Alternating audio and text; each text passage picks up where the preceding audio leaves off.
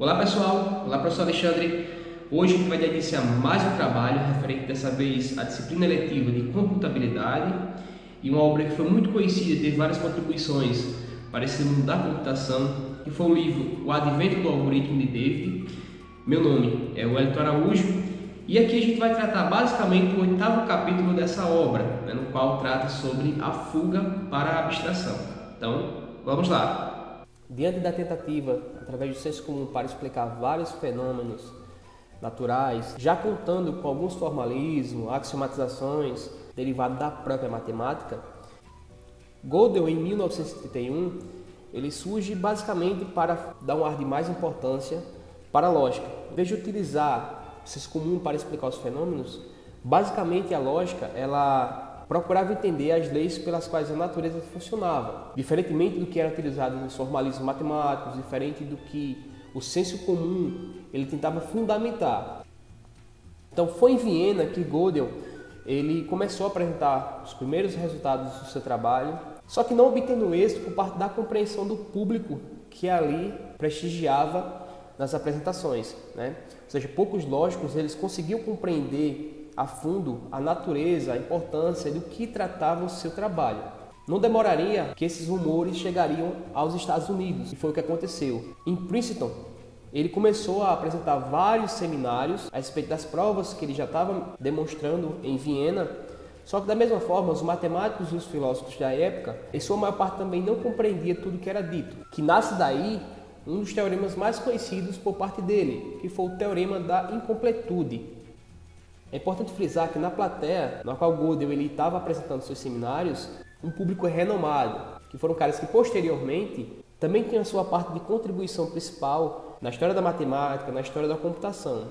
E os três principais caras, por exemplo, que estavam ali prestigiando as apresentações de Gödel, era o próprio Alonzo Church, Stephen Klein e o Husserl, que mais tarde esses caras se tornariam uma matemática majestosa, respeitada e com um determinado grau de maturidade. Além do próprio Gödel, outros caras como o próprio Alfred Tarski, ele deu continuidade a esse teorema, basicamente trabalhando sobre a incompletude da aritmética, isso como perspectivas futuras. E basicamente esse teorema, ele dava uma descrição natural das classes de objetos matemáticos, favorecendo ou levando a um conceito que já até então era trabalhado, porém pouco conhecido, que era o conceito de algoritmo. Foi aí que Church, ele, com a mente intoxicada por várias abstrações que já até então eram demonstradas por Gödel, ele começa a trabalhar com as funções recursivas. Isso favoreceu de maneira grandiosa a computação e também em seguida ele já trouxe à tona um dos cálculos também que foram muito conhecidos, que foi o lambda cálculo ou o próprio cálculo lambda. Então, juntando as abstrações do próprio Gödel e até então com o de Alonzo Church, começa a dar um ar mais vigoroso a respeito desse teorema da incompletude de Gödel, o que daria voz à então computabilidade efetiva. E esse termo ele se tornou um instrumento para o desenvolvimento das linguagens de programação, em que inclusive a gente conhece até hoje. E obviamente a gente está tratando aí nesse universo abstrato. Mais tarde, o nome algoritmo, ele recebeu um nome, digamos que mais atrativo para a época, obviamente, ditado de caras que eram lógicos, matemáticos, filósofos, que foi o nome procedimento efetivo de cálculo, que basicamente trabalhava o controle de operações de maneira mecânica. E foi através desse procedimento efetivo de cálculo que as linguagens funcionais elas ganharam forma, como a própria linguagem Lisp. Então aí eclode a própria tese de Alonzo. E nessa tese, em 1936, dizia basicamente que toda função recursiva é lambda definível e todas as funções lambda definíveis dos inteiros positivos são recursivas. E esse trabalho foi basicamente o start, o boot para os trabalhos de Alan Turing, que muitos acreditam que enquanto o Alonzo Church ele estava para a parte de software, lidando com a parte de instruções, Turing estava para a parte de hardware.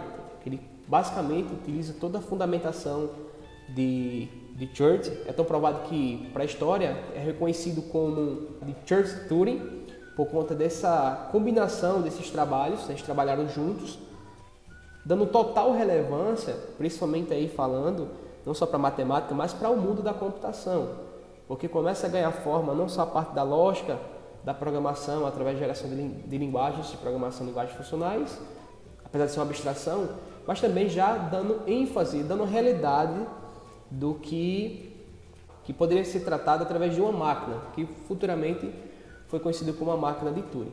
Então é importante frisar que Church, quando ele inventou o cálculo lambda, era com o foco de articular, criar uma certa articulação à sua própria visão, ou seja, uma maneira de ajudar a desmembrar um pouco mais dessa parte abstrata de um sistema cujas operações elas se dariam de maneira mecânica. Então isso já daria uma visão ou simplesmente um entendimento do que estaria em gestação, que era o computador digital, mais primitivo, só que já tinha a ideia básica para a geração desse computador digital, porém ele estava em gestação. Então o tempo traria à tona a construção do próprio computador digital. Então, como nós vimos nesse capítulo, não eram conhecidas as linguagens de programação, no qual tinha lá o conjunto de indentação, tinha as variáveis declaradas, tinha todo aquele procedimento formalizadozinho pela linguagem. Até então não tinha isso, tinha noção do próprio algoritmo, que era o procedimento efetivo de cálculo, no qual seguiam vários passos para a obtenção de um determinado resultado. Só que de certo modo isso foi inspiração para que essas linguagens elas fossem geradas. Para muitos era como Church tivesse já uma intuição do que viria acontecer no futuro, ou seja, um instrumento para máquinas que ele não poderia imaginar, ou uma inspiração para os que conseguissem tirar desse mundo abstrato e colocar em um mundo real. E com certeza ele estava correto com esse pensamento.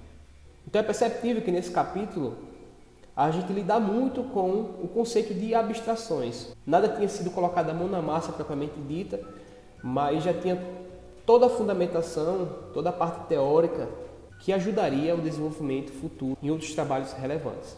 Então eu quero deixar essa apresentação por aqui e um forte abraço.